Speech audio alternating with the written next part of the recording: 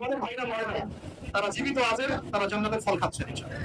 আমাদের মায়েরা বোনেরা মরেন নাই, তারা এখনো জীবিত জান্নাতে আছে, এবং তারা এই দুনিয়াতে আরো বারবার ফিরে আসতে চাচ্ছেন। এখন আল্লাহ আমাদের আরো একবার ফিরিয়ে দিন, আবার সঙ্গে আমার কাছে আসবে। ওরা এই দাবি করছে আল্লাহর কাছে, আমাদের বোনরা মরে নাই, আমাদের ভাইরাও মরে নাই, আমাদের বাচ্চারাও। আর এই জীবনটাই চূড়ান্ত জীবন। তার মানে না যে আমরা ওদের এগুলো মেনে নিব। একজন ফিলিস্তিনি বাচ্চা যতদিন জীবিত আছে যুদ্ধ চলবে চান। আমরা ভাইরা কি হয়েছে হতে পারে, দোয়া করবো আমরা তাদের জন্য। আর আমরা আজকে ভালো করেই জানি যে খোরাসান থেকে ব্ল্যাক ফ্ল্যাক্স যাবে, এমন একটা জৈশ যাবে, ফলে নিয়মাল আমির আমিরুহা ওয়া নিয়মাল জাইশু যালিকা জাইশ।